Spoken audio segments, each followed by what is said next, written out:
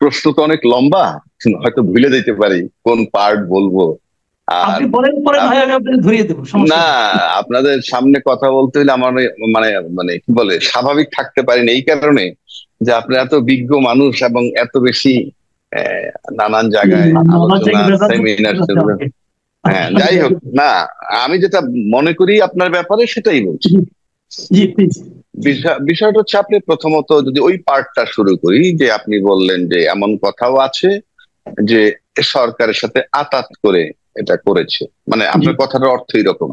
হুম। আর সেটা দিয়ে যদি আমি শুরু করি, ধরেন আমি তর্কের খাতিরে আপনার আর্গুমেন্টটাই তর্কটাই মেনে নিলাম, কারণ জি। আপনি তো আর বানায় বলেন নাই বাতাস এরকম কথা আছে।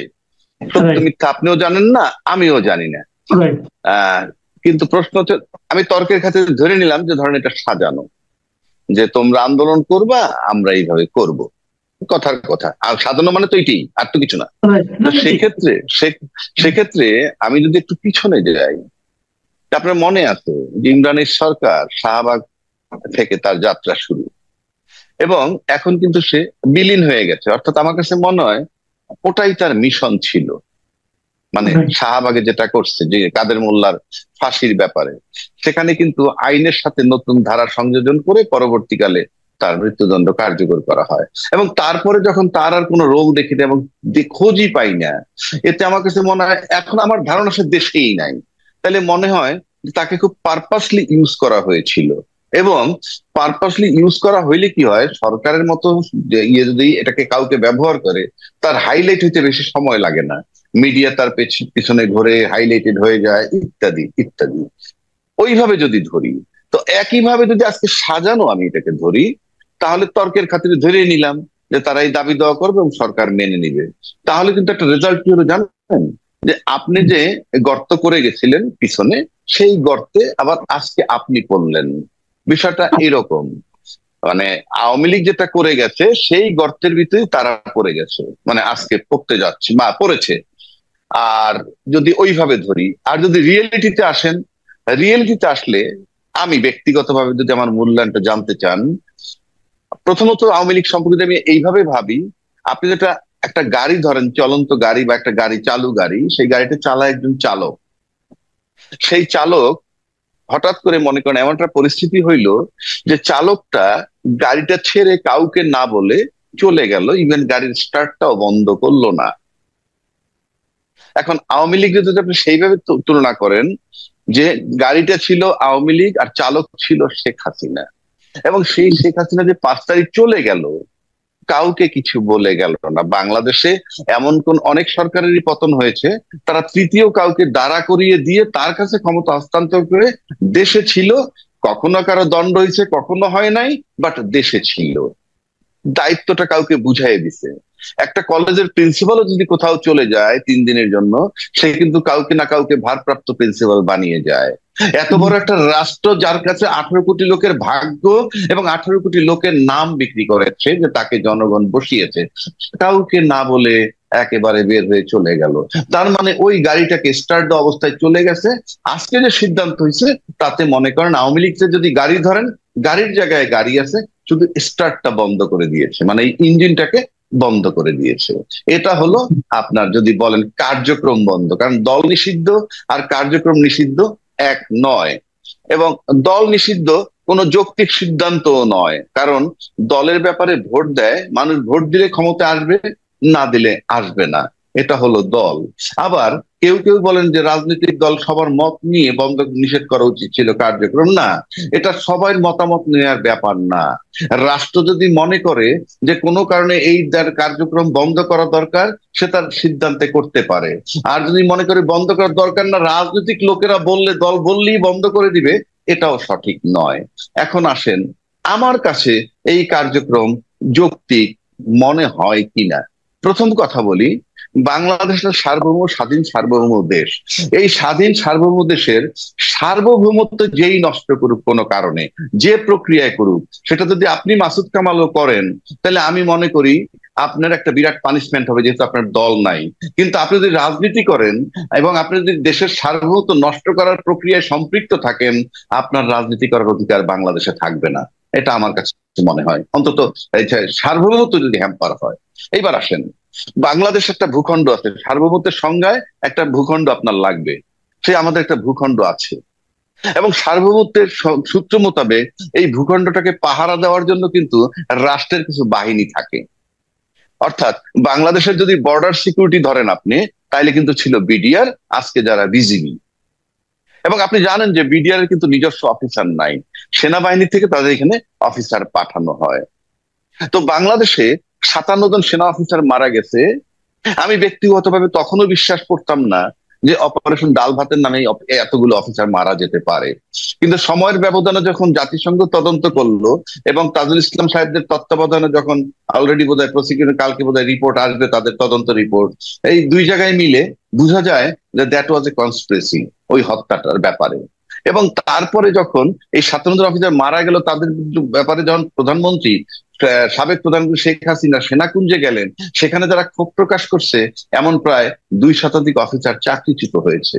তাহলে আমার ভূখণ্ডটা যারা পাহারা দিবে তাদের 57 জন নিহত হইল এবং 200 লোককে আপনি সরিয়ে দিলেন। তার মানে আমার ভূখণ্ডটা পাহারা দেওয়া, ভূখণ্ডটা অনেকটা অরক্ষিত হয়ে গেল, যেটা সার্বভৌমত্বের জন্য যদি হুমকি আসে খুবই যৌক্তিক। সেকেন্ড আসেন, এটা করার পর কিন্তু উনি আয়রন লেডি হয়ে গেলেন, কারণ 57 জন অফিসার মেরে হজম করা, তারপরে 200 লোক চাকরিচ্যুত হওয়ার পর, অফিসার চাকরিচ্যুত হওয়ার পর বহাল তবিয়তে থাকা একটা অস্বাভাবিক ঘটনা, যেটা শেখ হাসিনা দেখাইতে পারছেন।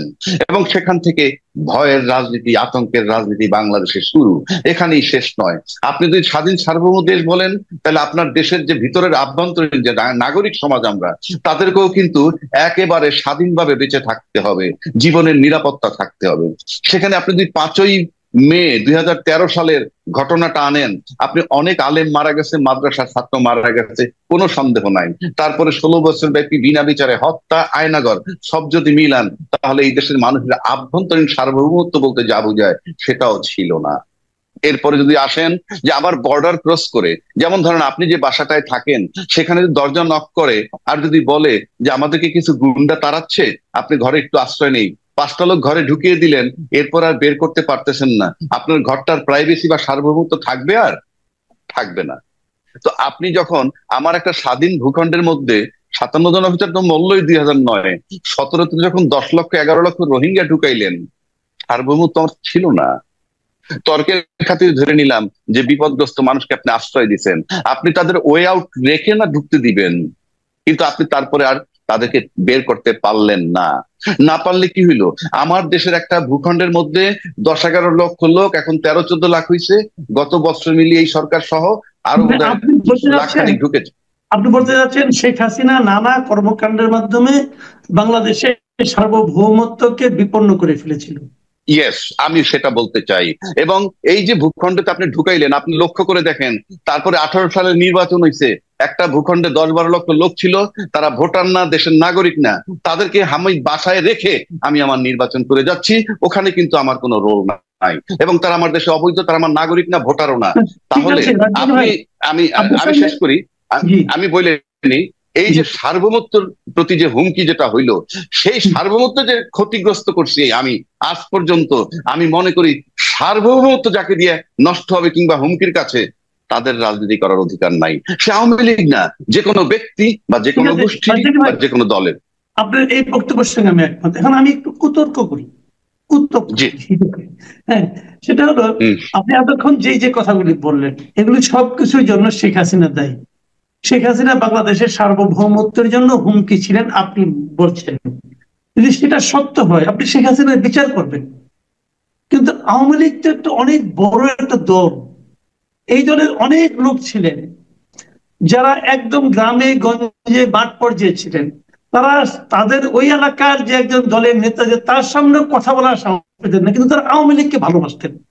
এখন যদি আপনি আওয়ামী লীগটাই বন্ধ করে দেন, তাহলে তাদের যাওয়ার জায়গাটা আপনি কোথায় রাখলেন? এতগুলো লোককে আপনি কোথায় যেতে দিবেন? এতগুলো লোক তাহলে কি করবে? কাজে ধরেন যখন একটা বাস কাউকে অ্যাক্সিডেন্ট করে, তখন আপনি কি করবেন? বাসের ড্রাইভারকে নিয়ে থানায় দিবেন অথবা পুলিশের কাছে দিবেন। আপনি যদি বাসটাই পুড়িয়ে দেন, তাহলে সেটা কি আপনার বিবেচনা লজিক্যাল হলো? আপনি এটার জবাব যদি দেই, একটা বাস বা গাড়ি যখন অ্যাক্সিডেন্ট করে, কিংবা একটা বাস বা একটা গাড়ির ভিতরে যখন ইয়াবা পাওয়া যায় কিংবা মাদক পাওয়া যায়, তখন আপনি ড্রাইভারকে আটক করেন। ড্রাইভার বলতে যিনি চালান তিনি যদি গাড়ির মালিক হন, তিনি চালক, তাকে আপনি গ্রেফতার করেন, ভালো কথা। ইয়াবা পাইছেন, ভালো কথা। এই গাড়িতে ইয়াবা কে উঠাইছিল? গাড়ি নিজে উঠাইছেন, আপনি উঠাইছেন, কিন্তু গাড়িটা কাস্টডিতে যায় কেন?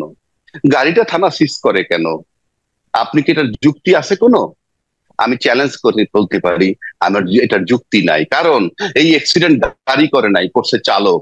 এই গাড়িতে মাদক উঠাইছে ওই ভদ্রলোক, গাড়িতে উঠায় নাই। কিন্তু আপনি গাড়িটাকে কিন্তু আসলে আলামত হিসাবে নিয়ে যাচ্ছেন কোথায়? আপনার থানায়, থানা কাস্টডিতে। তাহলে একটা বাড়িতে যখন রেপ হয় কেউ, তখন কি আলামত হিসেবে সেই বাড়িটা তুলে নেয়? নেয় না তো। এক। দুই, যখন কোনো এয়ারক্রাফটের ভিতরে কোনো অবৈধ ইয়াবা উদ্ধার হয়, সেই এয়ারক্রাফটটাকে সিজ করে কোথাও নিয়ে যাওয়া হয়? নিয়ে যাওয়া হয় না তো। সুতরাং যে সূত্রে, যে তথ্যে, যে কারণে গাড়িটা নিয়ে যেতে পারে থানায়, মাদক পাইলেন গাড়িতে, গাড়িতেও আর উঠায় নাই, অ্যাক্সিডেন্ট করলো চালক, গাড়ি তো আর করে নাই, কিন্তু হাজার হাজার গাড়ি তো আপনার থানায় কাস্টডিতে আটকা রয়েছে। সেটা কেন? যেই কারণে ওই গাড়ি আটকা, সেই কারণে আপনার এই একইভাবে, যেহেতু আপনি যে দলটার কথা বলছেন সেই দলটা কি করছে, যেটা বললাম, বয়ান দিলাম, এই যে সার্বভৌমত্ব নষ্ট করেছে বললাম, আমি খুব যৌক্তিক, আমি মনে করি না আমাকে কেউ চ্যালেঞ্জ করতে পারবে। এই যে সার্বভৌমত্ব নষ্ট করছে, তাতে যে লোকগুলোর কথা বললেন অবশিষ্ট আছে, তারা কি কেউ বলেছে আপনাকে যে ভাই এই সার্বভৌমত্ব যে নষ্ট হলো, কাজটা তো ভালো করেনি, আমি ভাই আওয়ামী লীগ করবো না? একটা কথার কথা বলছি, তার মানে কি সার্বভৌমত্ব নষ্ট করছে এবং তাদের কি টপ টু বলার মতো বটম। কোনো পরিবেশ আছে? একজন ধরেন একজন আওয়ামী লীগের উপজেলা কমিটির একজন লোক সে কথাটা বলতে চায়, তাকে বলার মতো কোনো বাস্তবতা আপনি বজায় রেখেছেন? সে আজকে ঢাকায় এসে প্রেস কনফারেন্স করে বলতে চায়, তাকে আসতে দিবেন? সেটা এলাকা থেকে বের হওয়ার সরাসরি তাই সে তো মবের কবল কোথায় করবে।